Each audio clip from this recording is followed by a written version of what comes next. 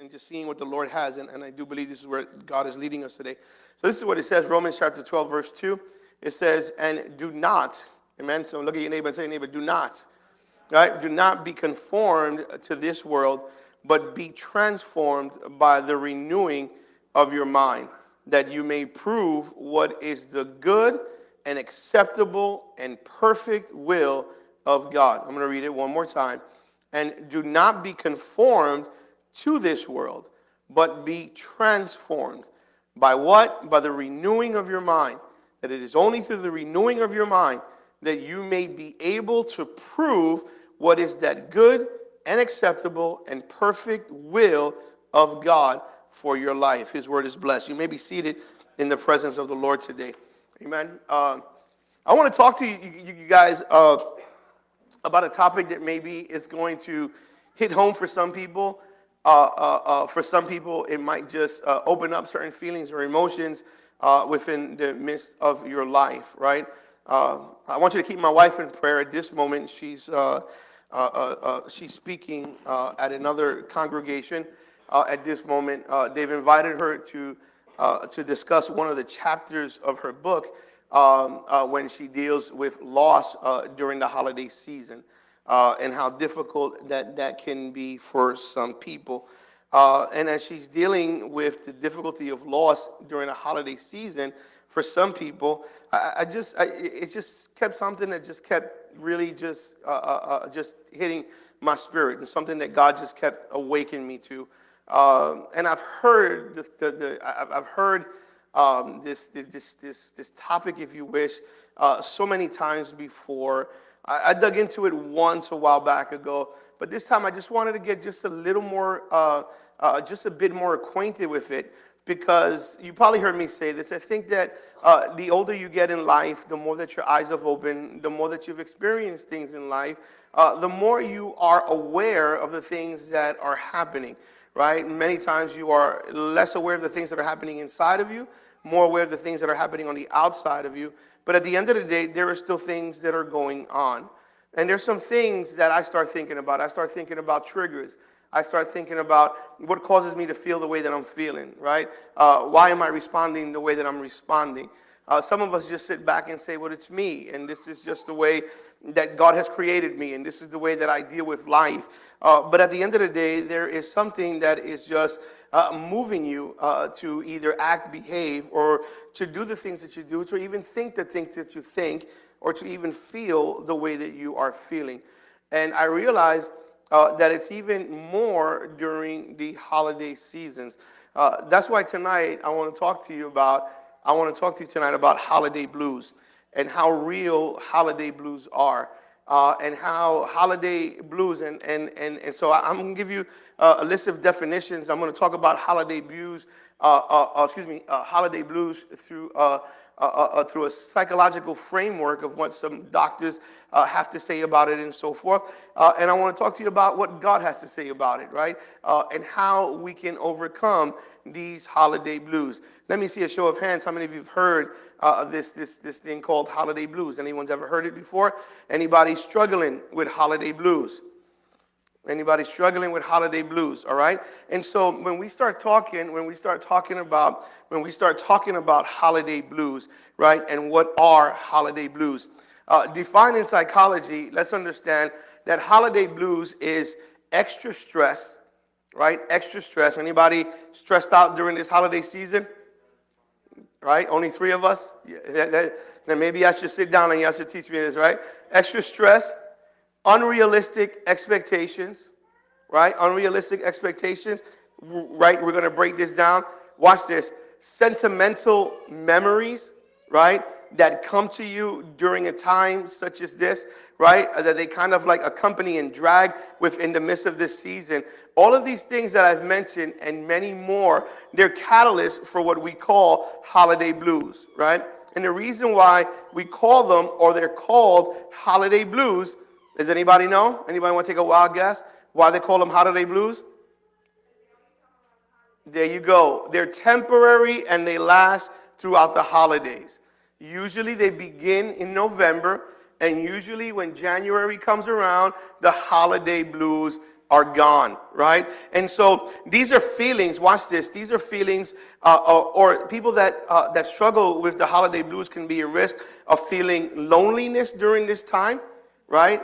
Because you start looking around, and usually the holidays is a festive time, and families are getting together, and maybe if your family, maybe it's not that big, or maybe your family has gone through some crisis, and then you might find yourself lonely and there's no one there. These holiday blues begin to affect you during this period of time. So seeing other people enjoying their families and sitting with them, please, please, please, you're not hating on them, but there's just something inside of you that is triggering or that's triggering this feeling of sadness because of the holiday season that we find ourselves in.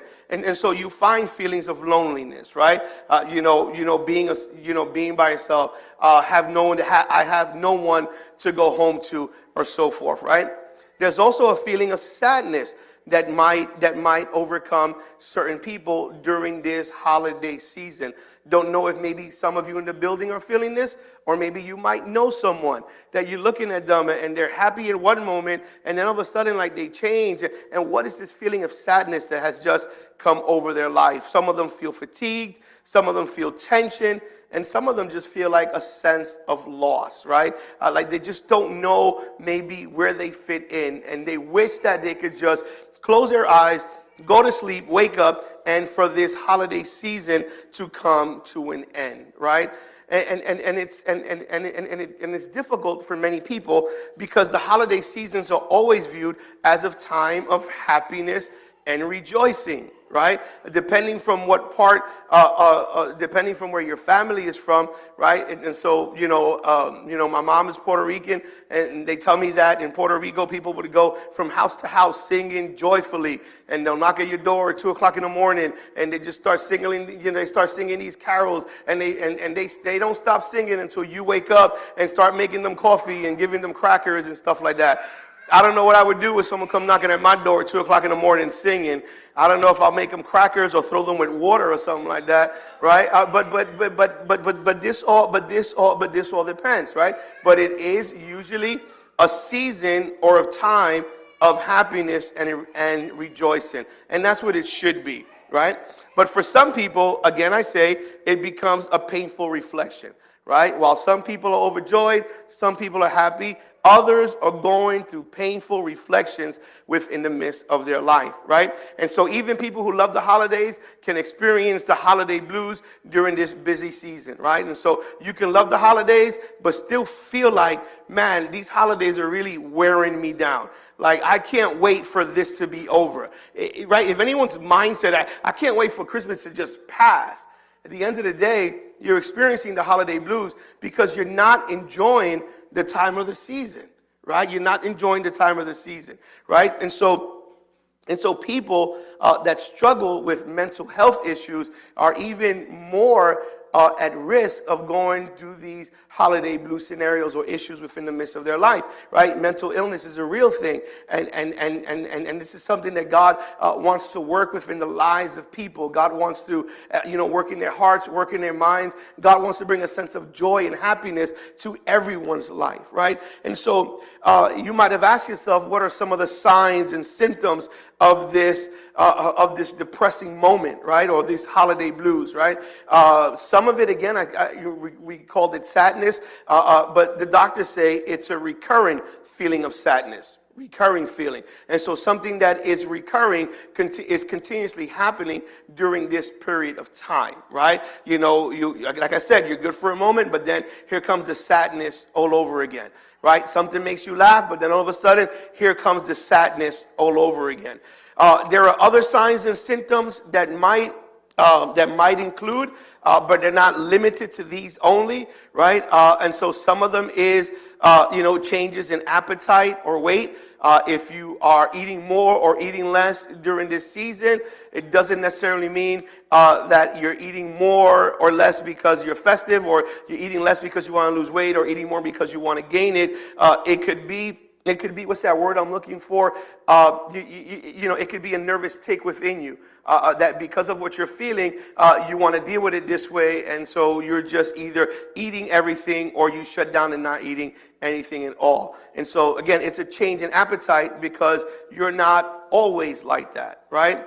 Another symptom that they show is changes in sleep patterns, right? Changes in sleep patterns, right? And so if you're that kind of person that loves to get your normal, what is normal? Is it 8 hours of sleep normal? Right? Normal? Some of y'all like, I thought it was 12. No, it's not 12. Right? Normal's about 8 hours of sleep, between 6 and 8 hours of sleep. If you see a change in those sleeping patterns, right, during this holiday season, for some reason, you're either going to sleep later, right? You're not getting the enough rest that you need, and then maybe you're sleeping for longer periods of times, or maybe you find yourself where you're not sleeping at all. Maybe you can't fall asleep. You fall asleep 3 o'clock to get up at 6. That's 3 hours, and then you go about your day, and it is dragging. Change in sleeping patterns could be a symptom of these holiday blues. Again, holiday blues because they're only happening between November and December. Another thing I found was people were more depressed or they were irritable. Now, don't look at your neighbor and say that's your issue, right? That's what I'm asking you to do. But the sense of depression comes over you, overwhelming sadness, right? Nothing is cheering you up, or you're just irritable, right? During this holiday season, everything is bothering you, right? Everything is bothering you. People laughing is annoying you. You can see someone walking around with an elf hat, and you just look how stupid they look, and it has nothing to do with you, but you're just irritable because you're suffering from holiday blues. We get deeper because there's also a feelings of worthlessness that come over certain people during this holiday season. You ever notice that during these holiday seasons, it's always a moment, for whatever reason, people take and they start reflecting on the things that either they don't have or the things that they've lost, or maybe the times that they might have messed up. It's always during this season, and that brings a sense of worthlessness. Like, I can't believe, that I'm still at this level. Some people even struggle with guilt. Other ones, so I can move forward. Other ones talk about, feeling more tired than usual, right? Usually you're really good with your energy, but now even on your way to church, you start yawning and you get tired, right? And another one is feeling worried or anxious, right? Being worried, being anxious, not knowing what's going to happen last, right? And lastly, so that we can move forward, is loss of pleasure in doing things that you used to enjoy. So during this holiday season, you lose the pleasures of doing things that you normally do. For example, if you normally, take your children out to a movie or do that thing, it's not pleasing to you anymore. You know what I mean? Like, if you love to take your kid out and watch your kid run around and that brings up a smile to your face, that's not happening during this holiday season because you're struggling with holiday blues, right? And so when we start looking at it, let's understand that it's a real thing. It's a real thing that during this season, people are going through various battles within their mind. There's a lot of pain and hurt that they're struggling with within the midst of their life. And so the question we got to get to this place is ask ourselves is, does God want me to live like this? Does God want this to be my pattern for the remainder of my life? Am I always going to struggle during this season? Let me get a little transparent with you guys. Some of you might have heard me say this before. You might have heard my wife say this before. My wife and I, right? We are two different people, right? We're two different people, and we come from two totally different backgrounds. Our families are different, right? I come from a home that, thank God, my parents are still together. Parents married over 50 years. My wife, unfortunately, comes from a broken home, right? Her parents went through separation.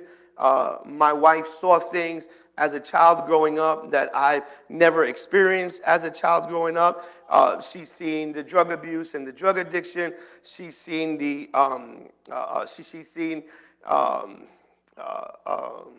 stress within the marriages. She's seen her dad hit her mom, domestic violence. And so I've never witnessed that at home. I remember when her and I started dating, and the more we got to know one another, the more I realized how painful her living situation was. One of the things that I said to myself is I'm going to marry her and I'm going to take her out of here. And so my mindset was, if I marry her and I pull her out of here, her life is going to change, everything's going to be different, and she's going to be happy.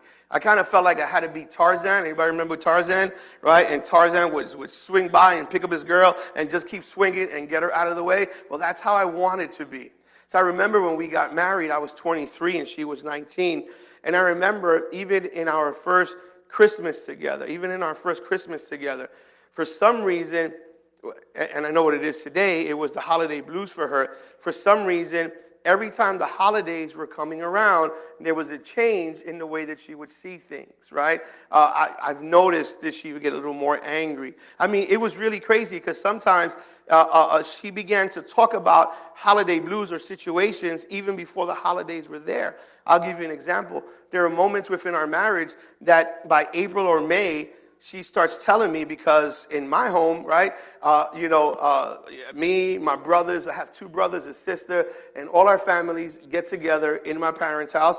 And it's like, that's like Christmas, habit for us. That's a Christmas tradition. We all got together on Christmas Eve, right? Christmas Eve. In my house, Spanish people open gifts Christmas Eve at midnight. And the gringos open it on the 25th in the morning, right? We don't do that. We celebrate the 24th. It's the way it's always been.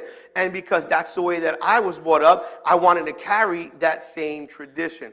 And I remember my wife would tell me when April and May come around, I'm not going to your family's house in April.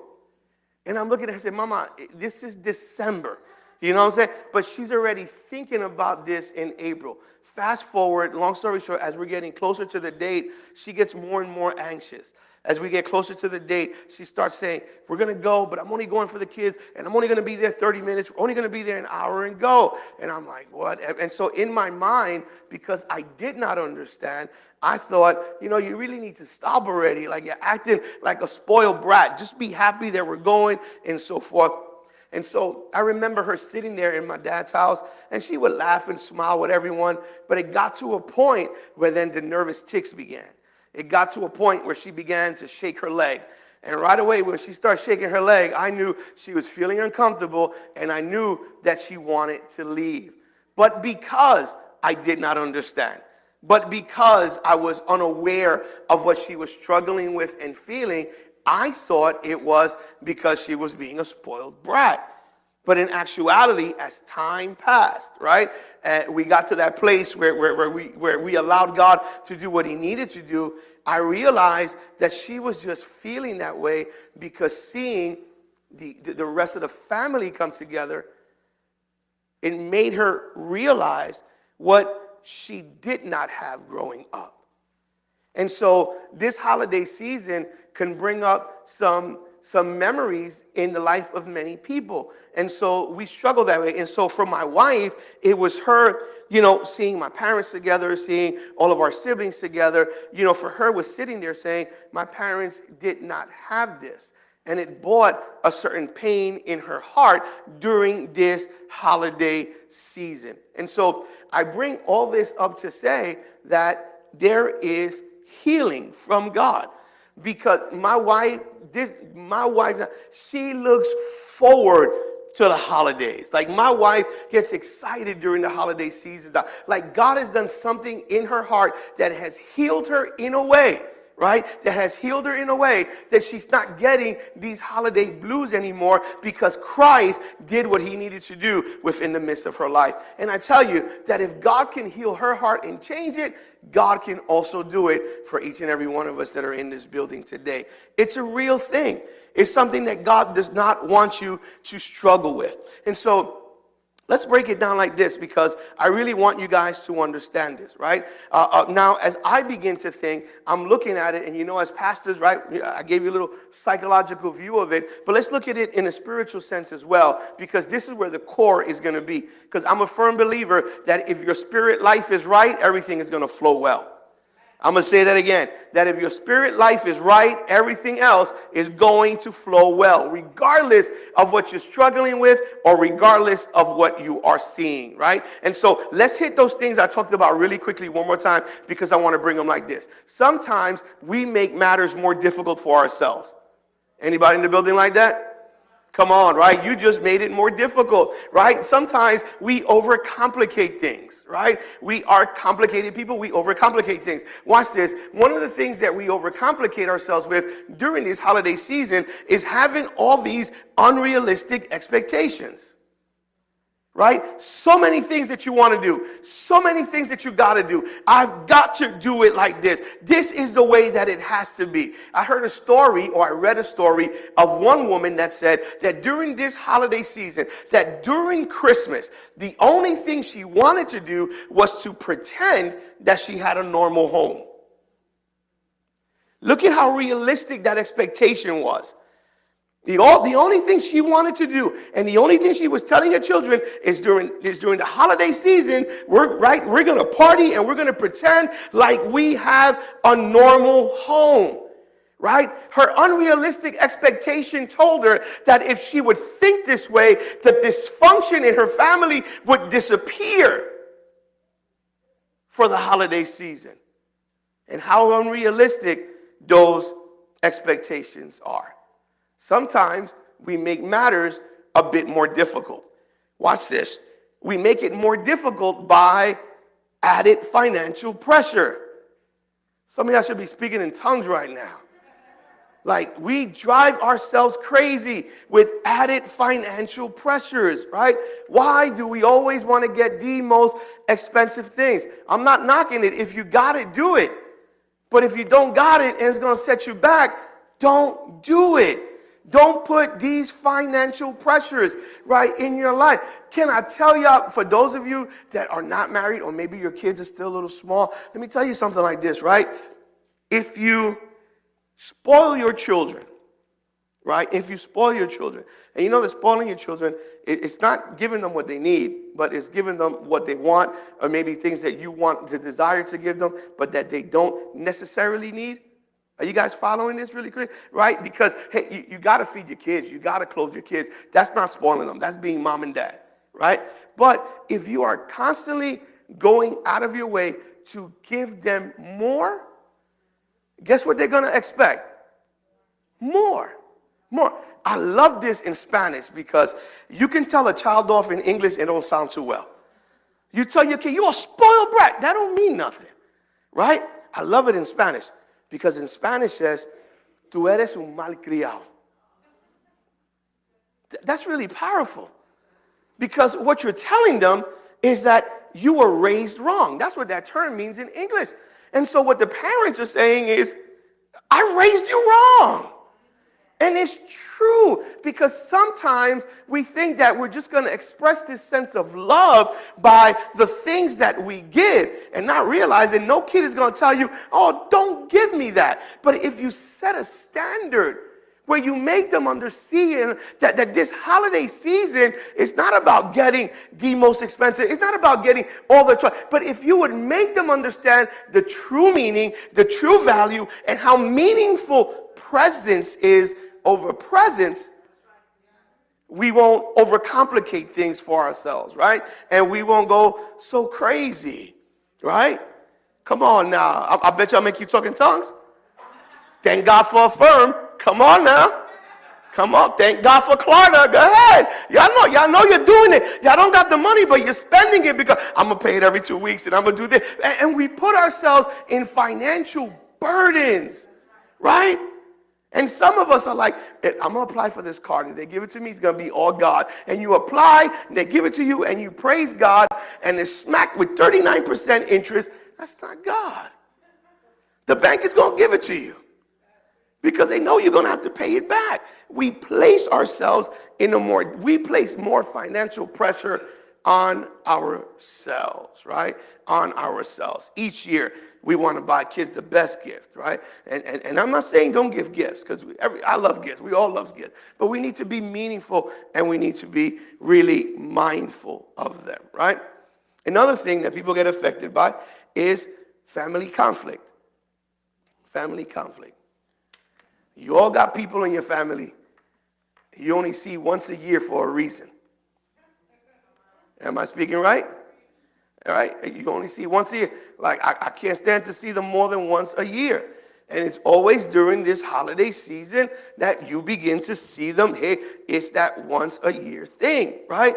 And so some of us, we've got to gear ourselves for that once a year meeting with some of these family members, right? I heard the story of one guy said, he says, I dread to go to my family's house. I have to travel so far. And when I get there, all I hear them is criticizing about how I raise my kids and how I do this and how I do that. And it's like all this extra burden because of these family conflicts that we might find ourselves in. Right? And so family conflicts, the people that we don't speak to, the people that we have issues with, the people that we can't seem to get along with within the midst of our family, maybe people that have hurt us. We're going to see them again during this holiday season. All of these issues and all of these struggles we are dealing and battling with. And another one I'll touch really quickly would be then the loss of loved ones, right?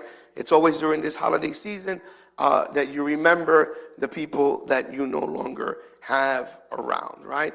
And just the thought of them, if you lost your dad, or if you lost your mom, or if you lost a child, God forbid, all these moments in your life become difficult because now you don't think about, I have to live the rest of my days without them. You're thinking about they're not there during the holidays, right? And loss of loved ones, in a spiritual sense, it's not only when someone passes away, right? Because as believers, we got to get to that place where we understand death, right? And to be absent from the body is to be present with the Lord. Blessed is in the sight of the Lord, right? Blessed is in the sight of God the death of one of his saints, and how death is what unites us even closer to God. But there's a sense of that physical loss. But what about the sense of emotional loss? What about the conflict in the family when the fathers and the sons are not getting along and the daughters are not home and there's just such chaos within the midst of the family? Watch this, man. New Year's Eve. How many of us ever spend a New Year's crying because of all the hell you went through? That's that holiday blues, because it's at that moment where everything is just flooding your mind and flooding your heart, and you've got so many things coming in that you don't know how to handle it, and you get to a moment where you begin to break down. You start thinking about how imperfect your family is. You start thinking about how much of a mess situations really are. You ever notice it's during the holiday seasons where for some people, like, especially if they're struggling from the holiday blues, they're like, I've been smiling all year. I don't want to smile now. Because everything is just hitting them. It's that sense of loss. It's the sense of what the enemy has tried to destroy, right? And so in putting all this into context, right, the Lord took me to Romans chapter 12, verse 2. Right? And some of you might say, but what does Romans chapter 12, verse 2 have to do with our holiday blues and the issues that we might begin to find ourselves in? Whether you realize it or not, in Romans chapter 12, we are given such an amazing key. We really are. We are given a key that's going to help us overcome so many things within the midst of our lives. It makes us understand. Let me say this really quickly. Romans chapter 12 makes us understand that we can't just pray about something and it's going to be gone. Romans chapter 12 makes us understand we can't just ignore something and it's never going to happen again. Romans chapter 12 takes us to a place where I believe it's a challenge for every believer to begin to discern the thoughts that are in their mind from the thoughts that should be within the midst of their minds. Watch this. In Romans chapter 12, he says these words, right? He says these words. In the second chapter, he says, and do not be conformed, right, to the patterns of this world. Do not be conformed. That word conform means do not be likened to it. In other words, do not make the way that the world functions in its patterns, do not make it your pattern, right? And so what's that verse that we can really make this verse come to life was when Jesus said, you are in this world, but you are not of this world. Watch this. I do believe, and I don't have time to get into this, but I'm gonna just throw a little nugget to get y'all thinking. I do believe, watch this, that it is important that you just don't acquaint yourself with the King of Kings, but that you acquaint yourself with the kingdom of the King of Kings. It went over your head. Watch this. You can love the King of Kings, which is God. But in order to be pleasing unto the Father, your ways have to be kingdom ways. You can't be worldly and have God appreciate your worldliness. It's not going to happen. We've got to adjust to the ways of God's kingdom. I don't know why I'm saying this. Watch this. Every kingdom has its rules. The United States, we have our rules. You go to another country, they have their rules because they're their own distinct kingdom. Every kingdom runs according to the powers that govern that society, that country, or so forth. When Christ came to establish God's kingdom does not run on the rules of this world. It runs on God's kingdom rule. And so we need to acquaint ourselves with God and with his kingdom. Because if we don't, then we are going to be conformed by the patterns of this world. Then we're going to run around and say, well, it's okay because the rest of the world does it, then we can go ahead and do it. And that is not the case, right? So Paul says in this text, right? He says, do not be conformed, right, to this world or to the patterns of this world. But he says, but you are to be transformed. Don't be conformed, be transformed, right? Transformed. The word transformed means to be changed, right? Transform doesn't mean, what do you call it? Doesn't mean that something is going to be made new or that that's going to be remolded. It means that something is going to go and something new must come in. Watch this. We struggle in our walk with Christ because we don't want to release our old ways of being. You cannot hold on to the old and embrace the new. You cannot put new wine into old wineskin because it will burst. And so what Paul is saying is that in order for you to be able to move forward, there must be a sense within every individual that they've got to come to the conclusion where they say to themselves, I will not conform to the patterns of this world. That's not going to be my mindset. That's not going to be my way of life. Now, watch this. One thing is for you to say it, and how many of you know the other thing is for you to do it? Right? And so it's not just so. The first thing is realizing it, understanding it. The second thing is moving yourself into action and actually doing it by being transformed. Now, what is it that you are being transformed, or what brings about this transformation? And this transformation is brought about by the renewing of your mind. You're going to be like, Bishop, that's it? That's it. It's the renewing of your mind. It's the way that you think about things. It's the way that you start looking at things, right? The transformation comes not with the action. The transformation comes with the change of mindset. Because if you're only changing in action, watch this. If you're only changing in action, your change will be temporary because it's coming from a temporary place. Because everything flows with what you allow to enter into your mind. And so if this is not changed, your actions will not be changed, right? You've ever found yourself thinking about one thing but doing something else? Come on now, right? So why is it that deep down inside you know what you got to do, but you still find it difficult to be able to do it?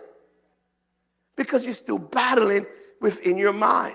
You have not set your mind on doing what the Lord God has asked you to do. So you've got to, right? You've got to be transformed by the renewing of your mind. And Paul says that this is important because when you renew your mind, then and only then will you be able to prove what is that good and acceptable and perfect will of God. I don't know what God calls good. I don't know what God calls acceptable. I don't know what God's will for my life is because my mind has not been transformed. I've got to allow the transformation in my mind. Now, this is key here, right? Transforming your mind just doesn't mean I'm not going to think like that anymore. I'm not going to think like that. Because if I was to ask you a question, how did all the things that are in your mind get to your mind? What would you respond to me? You'll say, I don't know. That's cool. That's it. You're being honest. You're being honest. You're being honest. Watch this. Watch this. As creatures of habits, right? You grow up, and everything that you absorb and take in is what becomes part of you. Some of you are thinking the way your parents thought. Some of you rationalize the way that you've seen people around you rationalize. Some of you handle things the way that you saw other people handle things. Some of your beliefs come because of the way that people were growing up. People, right? If you grew up in a Roman Catholic home by Roman Catholic parents, your choice of religion was a Roman Catholic church, and it was so difficult to get you out of it because it's what you were born knowing.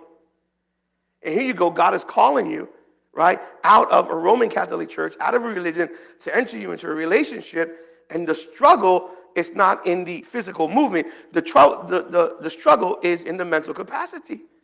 Because I was taught this, and so now everything that I'm seeing goes against what I was taught, right? Anybody in the building always saved?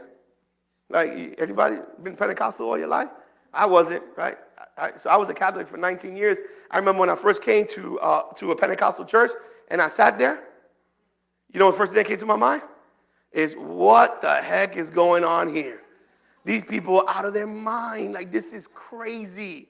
Like, they're not supposed to have guitars and drums and keys. They're supposed to have an organ, and we're not even supposed to see the person playing the organ. It's supposed to be somewhere up there. Like, no one ever sees the organ player. Like, and then the time, like 3-4 hours in the service. I'm like, this should have been done in 40 minutes. Why is everyone talking? And it was so crazy for me to understand it within my mind. And so the struggle was releasing what I was taught. Got this? Releasing what I was taught, so that I can embrace what God wants to show me now. I couldn't hold on to my old. I needed to release everything that I thought I knew about God so that I can know everything that I know about God today. Right? And so that's the transforming within your mind. And so Paul says, if you would transform your mind, if your transformation will come by the renewing of your mind. This got to get renewed, right? And so when we start thinking about it, right, as we're dealing with holiday blues and the issues that we find ourselves in, it is imperative for us to think, if it has to do with our mind, if it has to do with your mind, and that's where all your thinking and all your strategizing happens, if it has to do with our mind, then let's do 3 things so that we can get through these holiday blues and not experience them in our lives anymore. All right? And they're really easy. The first one, I want you to start rethinking your expectations. Rethink your expectations. Okay? If you want to overcome it, these holiday blues, right? Rethink your expectations, right? Rethink your expectations, right?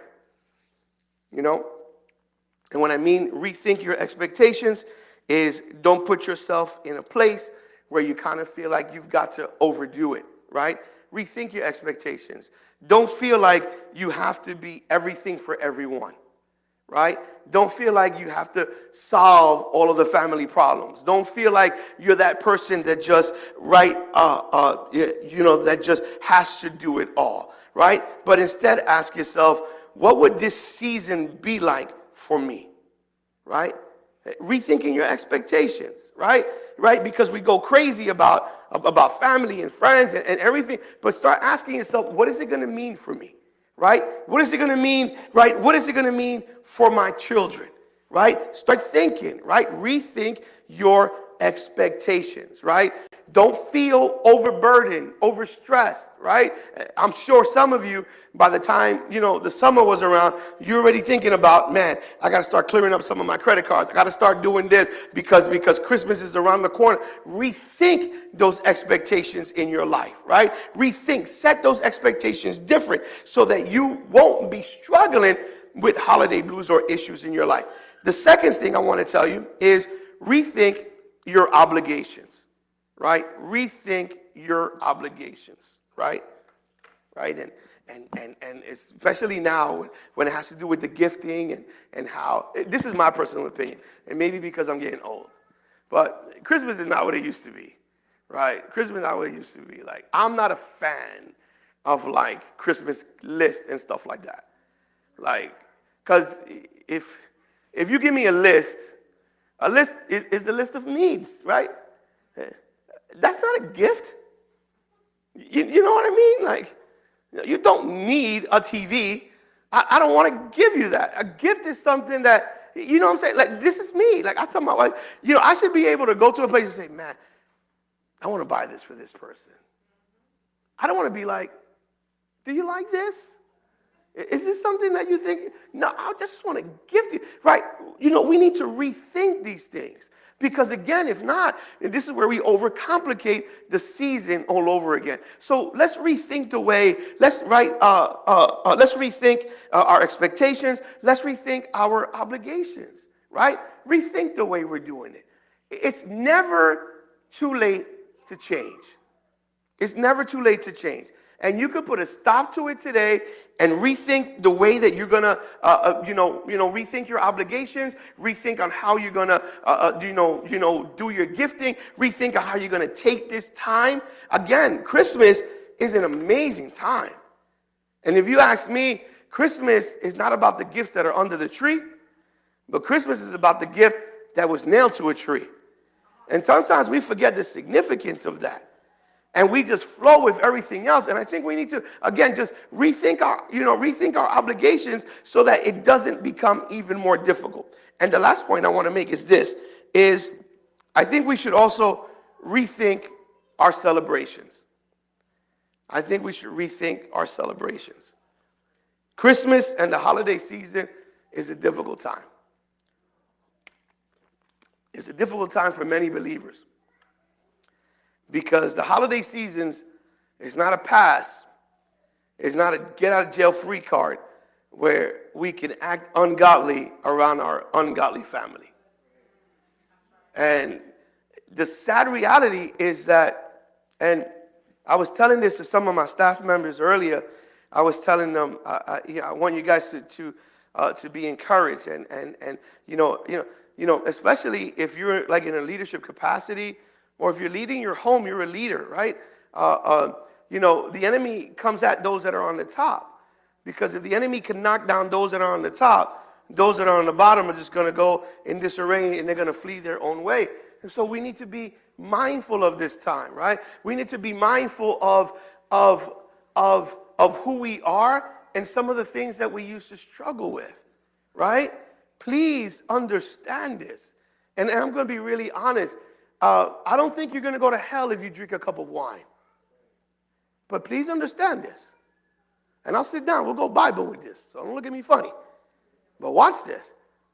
But if you're a recovering addict, you shouldn't be touching it. You shouldn't even be looking at it.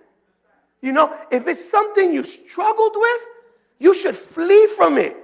You should not play with fire because the job of the enemy is always to bring you back to familiar things and you're never going to overcome it. And these holiday seasons is a time where the enemy will use to bring us back, especially to those addictions that God has broken you from.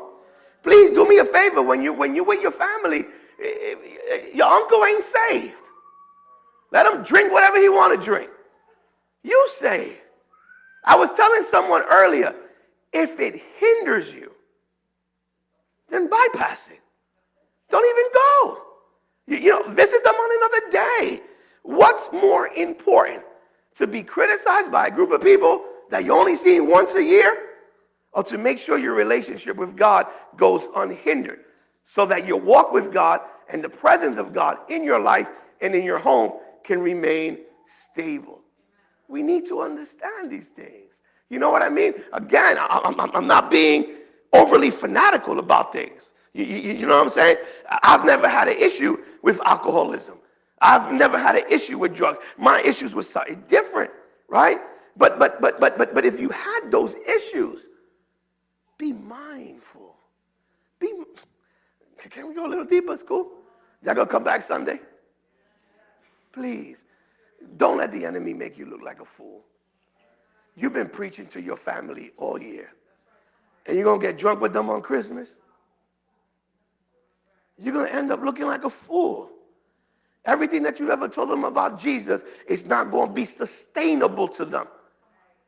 Can I be honest? And I want to be honest, right? And if it hurts, just say elsewhere. But they could see fakeness from afar. You know what I mean? It takes more of a believer to say, I'm not doing it. It's not for me. I'm drinking soda. I'm drinking this. I'm drinking it. Again, and you're not doing it to please people. You're doing it so that your testimony with God will be clean. And you're not contaminated and brought back to a place.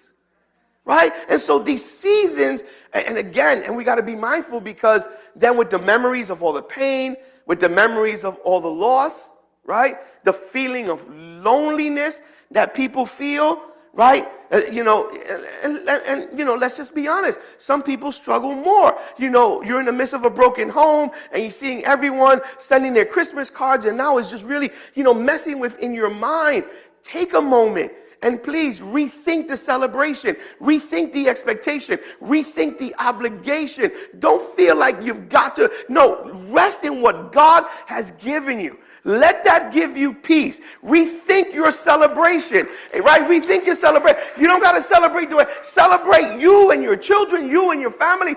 Do it the way that God desires for you to do it. I remember before I was saved, Christmas Eve was always in my mom's house. Everybody's uncles, aunts, those people that we only saw once a year and we didn't want to see no more, they were always there, right? They're always there. Ever since I was saved, Christmas Eve was in church at midnight. That's what it, I kid you not, from the age of 19 on. And my mom and dad was like, are you not going to be here? I said, Ken, I got to be in church. And my family would criticize me. And my cousins would talk smack. And my brothers would be like, yo, dude, stop that church. I said, I'm going to be in church, bro. Why don't you guys come with me, right? One New Year's Eve and celebrate New Year's Eve with me. It didn't matter to me what they said, because I knew what my conviction was and I knew what I believed.